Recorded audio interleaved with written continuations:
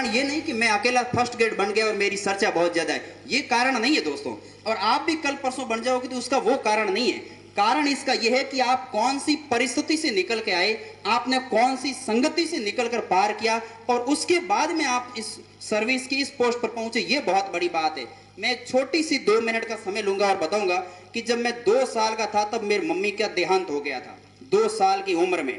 और मम्मी के देहांत के बाद मैं मेरे ननियाल चला गया था, क्योंकि अपने परिवारों में होता है कि जब छोटी अवस्था में मम्मी के देहांत हो जाता है तो फिर ननियाल और आरोप प्रत्यारोप होते हैं। और उस लिहाज से मुझे मेरी मम्मी की शक्ल भी याद नहीं आती, लेकिन उस समय मेरे ननियाल चला गया था और ननियाल में मैं 5वीं तक क्लास तक पढ़ा। पीछे परिवार वालों ने भी कोई ध्यान नहीं दिया, कोई ध्यान देने वाला नहीं था। और आपके साथ तो शायद ऐसी परिस्थितियां नहीं है। जब मैं वहां 5वीं तक पढ़ा, मेरी 5वीं की स्कूल है वो 2005-6 में कंप्लीट हो गई थी। लेकिन उसके बाद में एक ऐसी परिस्थिति हुई, मेरी नानी जी थे, उनका देहांत हो गया। और नानी के देहांत के बाद ननियाल आपको यह मानो कि आपका अधूरा है, फिर आपको वहां कोई पोखने वाला, कोई रखने वाला, कोई आपका संरक्षण करने वाला नहीं होता। और मजबूरी ऐसी आई कि आपको यदि खाना खाना है तो आपको दूसरे के घर जाके मजदूरी करनी होगी। और मैं मेरा पेट निकालने के लिए, मेरा सुबह और शाम का मुझे भोजन मिले, इसके लिए मैं एक मेट की जो फैक्ट्रियां हैं उसमें पर्चियां निकालते थे। जोधपुर का व्यक्ति था, उसके वहां खाना बनाने के लिए रुका और वो मेरे को 10 रुपए डेली का देता था। एक टाइम आप 2 टाइम भोजन मिलेगा और डेली का 10 रुपए मिलेगा मजदूरी के रूप में। और ऊपर से करामात ऐसे थे कि मेरे जो नाना जी थे वो भी डोडों के नशे, मतलब नशा करते थे।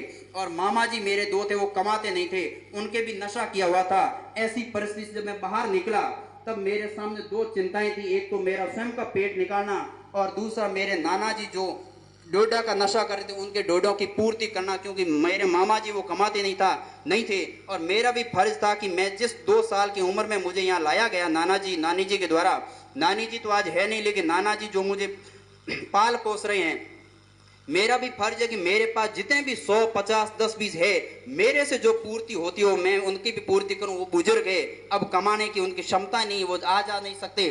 और 300 रुपए जो महीने के देते थे उनमें मैं 300 रुपए मेरे नाना जी को देता था। 240 रुपए किलो, 1 किलो के डोडा हुआ करते थे। 4 रिपो में बीड़ी का मंडल आया करता था और वो इन दोनों के आदि थे। और 300, 240 वो, और 20 रुपए किराया लग जाता था और 10-20 रुपए उनके पास एक्स्ट्रा बचता था। लेकिन जो दुकानदार था जिसके साथ मैं रहता था उसमें उसके साथ एक शर्त जरूर थी कि 6 महीनों में मैं आपके लिए एक ड्रेस सिला दूंगा। एक ड्रेस 6 महीने के लिए मिलती थी और वही ड्रेस सुबह शाम स्नान करो, वापस धो और वापस उसी को पहनो। आज तो आपके साथ बहुत सुविधा है, मम्मी ये ड्रेस अच्छी नहीं है, मैं नहीं पहनूंगा, फेंक देते हैं। दूसरे दिन और कोई लेके आते हैं, तीसरे दिन मार्केट से और कोई लेके आते हैं। जितने में आसपास आता है, कोई कहीं जाते हो ननियाल वगैरह वो कर देते हैं। अपना तो ननियाल को, घर को करने वाले लाने वाले सब अपन ही अपन, कोई नहीं। और उस संगति के अंदर जब मैं वहां साल भर रहा, उसके बाद में मेरा उस दुकान से भी पीछा धीरे धीरे छूट गया। मैं भी आपकी तरह आवारागर्दी में घूमने लगा, इधर उधर दोस्त था। एक ऐसा माहौल बन गया जिसमें नशे का कोई छोड़ नहीं। जितनी दिन के अंदर 3-3 सिगरेटों के पैकेट पीना, दारू पी के कहीं पड़े रहना, मंदिर कहीं मिले तो उसमें चोरी कर लेना, क्योंकि भूखा आदमी कुछ भी कर सकता है। जिस व्यक्ति के पास में कुछ नहीं होता उसको फिर दुनिया क्या है उसको कुछ नहीं दिखाई देता। लेकिन आप जो कर रहे हो वो मजे में कर रहे हो। आपके सामने ऐसी कोई चुनौती नहीं कि आप ऐसा नशा वगैरह करो जिससे कि अच्छा हो बुरा हो। आप तो अपने शौक के लिए करते हैं, हम उसमें शौक के नहीं इसलिए करते थे कि चोरी करनी हमारा पेट पालने के लिए। कोई छोटी उम्र थी, इतने से थे, कोई होटल पर रखता नहीं था, कोई दुकान पर रखता नहीं था। चोरी नहीं करो तो पेट कैसे निकालो। और वैसी स्थिति में जब जाते फिर एक और आसपास संगति का ऐसा दोस्तों का माहौल बन गया जो सारे अनपढ़, पढ़ने वाला, किताबी ज्ञान का कुछ भी नहीं, काला अक्षर उनके लिए भैंस बराबर था। वो व्यक्ति हमें सलाह देते इसमें कुछ नहीं रखता दोस्तों, इसमें आ जा।